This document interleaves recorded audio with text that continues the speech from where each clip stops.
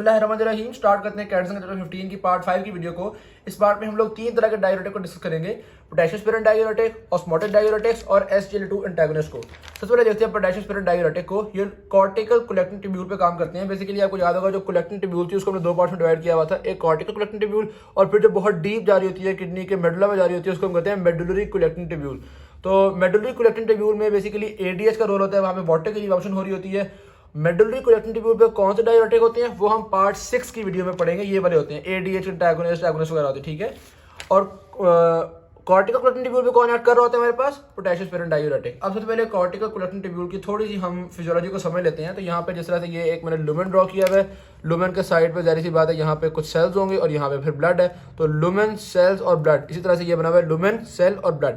अब यहाँ पे क्या हो रहा होता है आपके पास, जाहिर सी बात है बहुत सारी सोडियम की 60-70% या कह लो 70 to 80% रीअब्जॉर्प्शन ऑफ सोडियम जो हो रही होती है वो आपकी प्रॉक्सिमल कॉन्वोल्यूट ट्यूब्यूल में हो जाती है। उसके बाद थोड़ी बहुत बच जाती है 7% कह लो, 10% कह लो, तकरीबन आपके पास असेंडिंग लिम्ब ऊपर फैलने में हो जाती है। फिर 3 to 5% रीअब्जॉर्प्शन जो है वो होती है आपके पास डिस्टल कॉन्वोल्यूट ट्यूब्यूल में, ठीक है। इस रीअब्जॉर्प्शन को इनहिबिट कर रहे थे लूप डाययूरेटिक्स, इस रीअब्जॉर्प्शन को इनहिबिट करते हैं थायजाइड डाययूरेटिक्स। और फिर आप कह सकते हो तकरीबन 2% से लेकर 5% तक रीअब्जॉर्प्शन ऑफ सोडियम हो रही होती है हमारे पास कॉर्टिकल कलेक्टिंग ट्यूब्यूल में। तो कॉर्टिकल कलेक्टिंग ट्यूब्यूल जो है वो सोडियम की रीअब्जॉर्प्शन का आखिरी जगह है। सही के बाद होता बेसिकली क्या है, यहाँ पे सोडियम जो है वो रीअब्जॉर्ब होता है और सोडियम की रीअब्जॉर्प्शन के बदले में पोटेशियम भी रिलीज हो जाता है और हाइड्रोजन भी रिलीज हो जाता है। तो जितना ज्यादा सोडियम रीअब्जॉर्ब होगा उतना हाइपोकैलेमिया हो जाएगा और उतना एल्कलोसिस हो जाएगा। देखिए पता है एसिड निकल रहा है तो बॉडी के अंदर एल्कलोसिस होगा। इसीलिए हमने कहा था कि अगर लूप डाययूरेटिक्स काम करते हैं तो लूप डाययूरेटिक्स ने क्या किया था, सोडियम की रिडक्शन को इनहिबिट किया था। लूप डाययूरेटिक्स की वजह से और थायजाइड डाययूरेटिक्स की वजह से, दोनों की वजह से कलेक्टिंग डक्ट तक ज्यादा सोडियम गया था और सोडियम की ज्यादा एब्जॉर्प्शन हुई थी जिसकी वजह से ज्यादा पोटेशियम निकला, ज्यादा हाइड्रोजन निकला। तो लूप डाययूरेटिक हो या थायजाइड डाययूरेटिक हो, ये भी सोडियम की एब्जॉर्प्शन को इनहिबिट कर रहे थे, लेकिन कलेक्टिंग डक्ट में सोडियम की एब्जॉर्प्शन की जाहिर बात है बढ़ जाती थी जिसकी वजह से क्या हो रहा था, हाइपोकैलेमिक एल्कलोसिस। एक तरह से बातों को रिपीट कर रहा हूं मैं, ठीक है, कंफ्यूज नहीं होना आपने। अब क्या हो रहा है, यहां पे अगर हम सोडियम की एब्जॉर्प्शन को इनहिबिट कर देंगे इस पॉइंट पे, तो जाहिर सी बात है अब सोडियम कलेक्टिंग डक्ट में नहीं, कलेक्टिंग ट्यूब्यूल में नहीं एब्जॉर्ब हो सकेगा, पोटेशियम निकल भी नहीं पाएगा, हाइड्रोजन निकल भी नहीं पाएगा। यानी कि बॉडी के अंदर ज्यादा पोटेशियम जमा हो जाएगा, बॉडी के अंदर ज्यादा हाइड्रोजन जमा हो जाएगा। ज्यादा हाइड्रोजन जमा होने की वजह से क्या होगा, एसिडोसिस। तो ये जो आपके पास पोटेशियम स्पेरिंग डाययूरेटिक्स होते हैं ये कॉज करते हैं एसिडोसिस। और दूसरी तरफ हम इनको पोटेशियम स्पेरिंग क्यों कह रहे हैं, क्योंकि लूप डाययूरेटिक ने भी पोटेशियम जाया करवाया था, थायजाइड डाययूरेटिक में पोटेशियम जाया करवाया था। ये डाययूरेटिक्स यहाँ पे काम करते हैं, कलेक्टिंग डक्ट में काम करते हैं, इसलिए पोटेशियम को जाया होने से बचा लेते हैं, इसलिए हम इसको नाम दे रहे हैं पोटेशियम स्पेरिंग डाययूरेटिक। सही बात। अच्छा, अब एल्डोस्टेरोन काम करता किस तरह से, बेसिकली एक तो आपके पास लूमेन वाली साइड पे चैनल हो गया जो कि सोडियम को अंदर लेके जा रहा है, इसको हम एंडोथेलियल सोडियम चैनल कह लो या ENaC, सही होगी बात।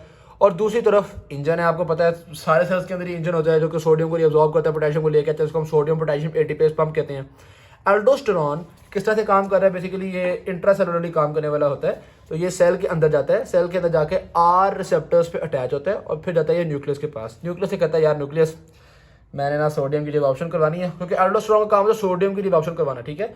तो यार ये ऐसा करो, ये ENaC की प्रोडक्शन को बढ़ा दो, क्योंकि तुम न्यूक्लियस हो, तुम तो ट्रांसक्रिप्शन वगैरह में इन्वॉल्व हो, ठीक है, DNA तुम्हारे पास है। तो ऐसा करो ENaC की प्रोडक्शन को बढ़ा दो और यहाँ पे जो इंजन है ना उसकी प्रोडक्शन को बढ़ा दो, क्योंकि ये सारे सोडियम की रीअब्जॉर्प्शन में इन्वॉल्व है, ठीक है। तो एल्डोस्टेरोन इन सब की प्रोडक्शन को इंक्रीज करता है। ये तो सारा कुछ है जो कि नॉर्मली हो रहा है, सही। एक और बात यहाँ पर लिखी हुई है, ये तो बातें हमने फिजियोलॉजी को हमने डिस्कस कर ली है। ADH मेडुला में काम करता है, उसको यहाँ पे डिस्कस करने की जरूरत नहीं है। यहाँ पे नॉर्मली क्या हो रहा था, एल्डोस्टेरोन सोडियम को एब्जॉर्ब करता है, सोडियम की एब्जॉर्प्शन की वजह से पोटेशियम निकलता है, हाइड्रोजन निकलता है, ठीक है।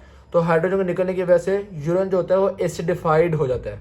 वही वाला काम जो कि लूप डाययूरेटिक में हो रहा था या थायजाइड डाययूरेटिक में हो रहा था कि सोडियम रिअब्सॉर्ब हो रहा था, हाइड्रोजन निकल रहा था, तो यहाँ पे एसिडिफिकेशन ऑफ यूरिन भी होती है। सही होगी बात। तो इसमें कोई ऐसी रॉकेट साइंस नहीं थी, सारी एक मिली जुली बातें चल रही हैं अभी तक। तो पोटेशियम स्पिरिट डाययूरेटिक्स में नाम कौन कौन से आ रहे हैं, एक मतलब इसको ना आप कह लो 4 नाम है टोटल, जिसको आप 2 ग्रुप्स में डिवाइड कर सकते हो। एक हो गया जी स्पाइरोनोलैक्टोन और एपिलिरेनोन, ठीक है, एपिलिरेनोन, ठीक। और फिर दूसरा हो गया ट्राइएमिट्रीन और एमिलोराइड, ऐसे ही है जी, ट्राइएमिट्रीन और एमिलोराइड, सही हो के बाद एमिलोराइड, ठीक।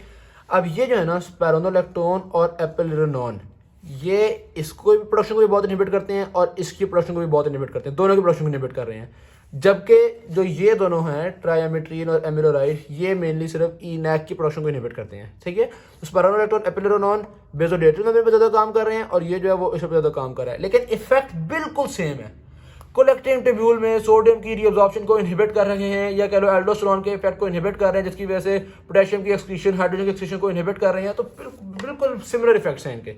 सही बात बस ये है कि थोड़ा सा मैकेनिज्म में इनके पास में डिफरेंशिएशन आ गई। सही। हाफ लाइफ की बात की जाए तो ये जो स्पाइरोनोलेक्टोन और एपिलेरोनॉन है इनकी थोड़ी कम होती है, 24 to 72 आवर्स ये काम करते हैं, चीज़ें बाद में खत्म हो जाते हैं, 72 आवर्स बाद दोबारा खत्म हो जाते हैं।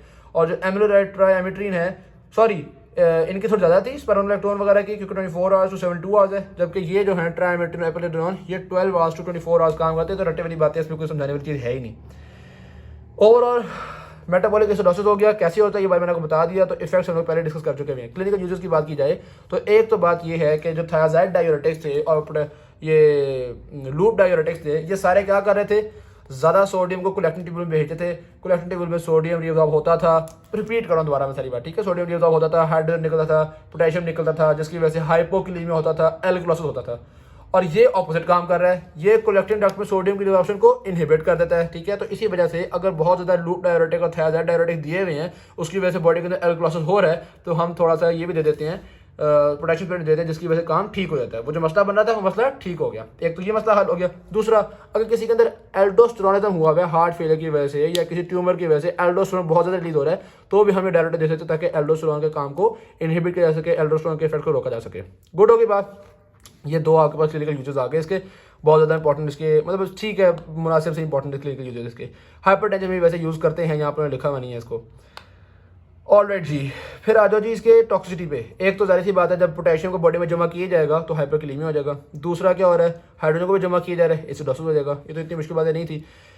और एल्डोस्टेरोन के इफेक्ट्स को एंटागोनाइज कर रहा है। तो अगर आप कोई और एल्डोस्टेरोन इनहिबिटर भी खा रहे हो, जिस तरह मिसाल के तौर पे एएस इनहिबिटर होते हैं, वो पता है ना, angiotensin 2 converter inhibitor, as inhibitor होते हैं, या एआरबीज होते हैं, एंजियोटेंसिन रिसेप्टर ब्लॉकर।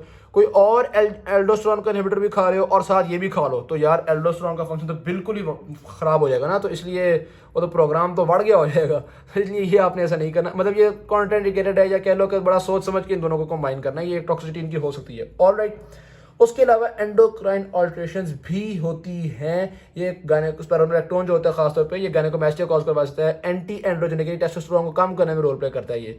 तो कुछ चीज़ों के जारी बात है, रिप्रोडक्शन में भी हम इसको डिस्कस करते हैं, ट्रीटमेंट में भी ये कुछ कहीं ना कहीं यूज़ हो रहा होता है। अच्छा जी, अलबत्ता एपिलेरोनॉन जो है उसके ये एंडोक्राइन इफेक्ट्स कम है। स्पाइरोनोलेक्टोन के ज़्यादा मस्तियाँ करता है, लेकिन एपिलेरोनॉन थोड़ी कम मस्तियाँ करता है। तो यहाँ पे कंप्लीट होता है हमारे पास पोटेशियम स्पेरेंट डायूरेटिक्स। फिर आते हैं हमारे पास ऑस्मोटिक डायूरेटिक्स। यार ये बड़े सिंपल सी चीज़ है। इनकी एक बड़ी मजे की प्रॉपर्टी है, वो ये है ग्लोमेरुलर मेम्ब्रेन से बड़े इजीली परमिएबल होते हैं, यानी कि ब्लड से यहाँ पे बड़े मजे से निकलते हैं, और ट्यूब्यूल्स में इतने परमिएबल नहीं होते। यानी ये ब्लड से निकल के इसमें आ जाते हैं, नेफ्रॉन में आते हैं, वापस जाने के मानते ही नहीं। यहाँ पे बड़े मजे मजे से आए थे हम, जैसे सोडियम आता है, शुगर आती है, प्रोटीन आते हैं, सारे आते हैं ना। लेकिन क्या होता है, सारे माइनस से रीअब्जॉर्ब हो जाते हैं, सारी प्रोटीन रीअब्जॉर्ब हो जाती है, ठीक है। ये कहते हैं मैंने रीअब्जॉर्ब होना ही नहीं। जब ये रीअब्जॉर्ब नहीं होगा, जाहिर सी बात है ये जाएगा तो सल्यूट अपने साथ कुछ ना कुछ पानी को भी लेके जाता है, तो ये रीअब्जॉर्ब नहीं होता, जिसकी वजह से बहुत सारा वाटर जो होता है वो नेफ्रॉन के अंदर ही रह जाता है। तो ये जो major reabsorption of water proximal convoluted tubule में हो रही थी वो नहीं हो पाएगी। इसी तरह थिन डिसेंडिंग लिम्ब में भी काफ़ी वाटर की रीअब्जॉर्प्शन होती है, वो उतनी नहीं हो पाएगी।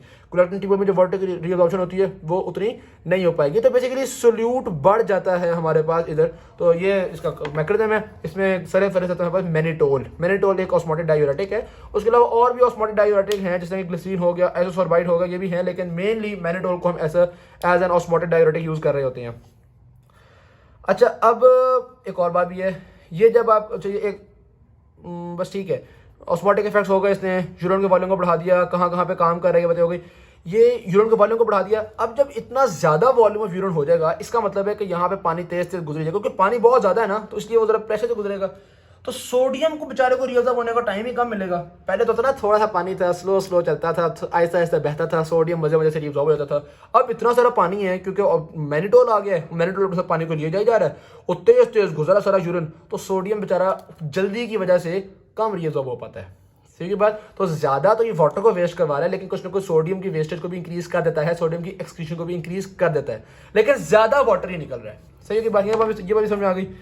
अच्छा जी, सोडियम एक्सक्रीशन यूजुअली इंक्रीज, वो भी बात हो गई। अच्छा, उसके अलावा जब अब यहाँ पे ये निकला वो तो बड़ा ठीक है, लेकिन जब हम किसी पेशेंट को देंगे या इंजेक्ट करेंगे मैनिटोल तो जाहिर सी बात है वो उसके ब्लड के अंदर होगा, तो ब्लड के अंदर होगा तो जैसे ये मैनिटोल यहाँ पे पानी को अपने साथ खींच रहा है, ब्लड में भी पानी को खींचेगा, तो ब्रेन में से पानी को निकालेगा और ब्लड के अंदर लेके आएगा, तो आप कह सकते हो इंट्राक्रेनियल प्रेशर को कम करेगा। इसी तरह आंखों में से भी पानी को निकालेगा, ब्लड के अंदर लेके आएगा, इंट्रा ऑक्यूलर प्रेशर यानी कि कम करेगा। जहां जहां मैनिटोल होगा वो पानी को खींच लेगा। तो पहले ब्लड में होता है तो पानी को ब्लड में लेके आ रहा होता है, और फिर जब ये निकल के नेफ्रॉन में आता है तो सारे पानी को नेफ्रॉन में ले जाता है। यूरिन का वॉल्यूम बढ़ाता है, ब्लड का वॉल्यूम बढ़ाता है, सीधी सी बात है। जहां जहां मैनिटोल जाएगा उस जगह का वॉल्यूम इसने बढ़ा देना। इसीलिए इसकी कॉन्ट्रा इंडिकेशन है हैमरेज। किसी बंदे को एक्टिव हैमरेज हुआ है, अंदर उसकी ब्लीडिंग हो रही है, पेट के अंदर ब्लीडिंग हो रही है, तो क्या होगा, मैनिटोल भी निकल के पेट में आ जाएगा और पानी को भी पेट में लाई जाएगा। तो भाई एक्टिव हैमरेज में मैनिटोल बिल्कुल भी नहीं देते। हालांकि एक्टिव हैमरेज के अंदर भी हाइपोटेंशन वगैरह तो हो रही है, लेकिन खुदा का वास्ता है एक्टिव हैमरेज में मैनिटोल बिल्कुल कभी भी नहीं देनी। सही हो गई बात। इसी तरह रीनल फेलियर में भी नहीं देते, क्योंकि मैनिटोल का काम क्या है, पानी को अपने साथ लेकर फिरता है। रीनल फेलियर में ग्लोमेरुलर फिल्ट्रेशन ही कम हुई है। अब जब फिल्ट्रेशन ही नहीं होगी, मैनिटोल नेफ्रॉन में आएगा ही नहीं, तो काम खराब हो जाएगा। ठीक है, ब्लड वॉल्यूम बढ़ाई जाएगा मैनिटोल और निकलेगा ही नहीं। तो इसलिए कॉन्ट्राइंडिकेशंस ऑफ मैनिटोल क्या है, रीनल फेलियर और एक्टिव हैमरेज। इस सूरत में तो बिल्कुल भी नहीं देना आपने। अच्छा जी, ब्रेन वॉल्यूम कम होगा, क्लिनिकल यूज क्या हो गया, ब्रेन का वॉल्यूम कम करने के लिए यूज होता है। वो आइज का वॉल्यूम कम करने, यानी कि ग्लोकोमा यूज होता है। यार ग्लोकोमा इसका बहुत इंपॉर्टेंट क्लिनिकल यूज है, मैं पहले बता रहा हूँ। ग्लोकोमा मैनिटोल का बहुत इंपॉर्टेंट यूज है। उसके बाद बात होते हैं, हमने सोल्यूट्स को बहुत ज़्यादा बॉडी में से निकालना होता है। ट्यूमोलाइसिस सिंड्रोम हो, रेप्टोमाइलाइसिस हो, इसमें प्रोटीन्स होती हैं या इस तरह की चीज़ें बॉडी के अंदर ज़्यादा बन रही होती हैं। हेमोलाइसिस हो, नहीं पता हीमोग्लोबिन हेप्टोग्लोबिन ज़्यादा बन रही होगी, तो उसको बॉडी से निकालना है। तो हम कहते हैं मैनिटोल दिए जाओ ताकि ज़्यादा यूरिन निकले और ये यूरिक एसिड ज़्यादा निकलता रहे। ये ना हो कि पानी थोड़ा निकल रहा हो, यूरिक एसिड का स्टोन बनना शुरू हो जाए, तो बंदे से कहेंगे पानी पी ज़्यादा ले, लेकिन ये सोल्यूट्स जो वो बॉडी में से ज़्यादा निकलने चाहिए। टॉक्सिसिटी इसकी क्या होती है, मैंने आपको बताया था, वाटर को ज़्यादा निकालता है, सोडियम को थोड़ा। तो इसकी वजह से क्या होगा, हाइपरनेट्रीमिया, क्योंकि सोडियम वाटर बहुत निकल रहा है, बॉडी में हाइपरनेट्रीमिया हो जाएगा।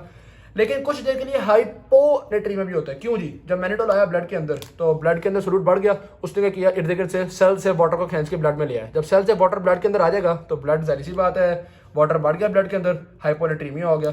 लेकिन अल्टीमेटली फिर वो जो वाटर होता है वो ज़्यादा निकल जाता है, एक्सक्रीशन उसकी ज़्यादा हो जाती है, तो फिर हाइपरनेट्रीमिया ही होता है। तो मेनली हाइपरनेट्रीमिया ही है, लेकिन शुरू में थोड़ी देर के लिए हाइपोनेट्रीमिया भी करवा लिया उसने। SGLT2 इनहिबिटर इंशाल्लाह ना हम अगली पार्ट की वीडियो में डिस्कस कर लेंगे। थैंक यू भाई, वीडियो अच्छी लगी शेयर कीजिएगा, चैनल को सब्सक्राइब कीजिएगा। अल्लाह हाफिज़।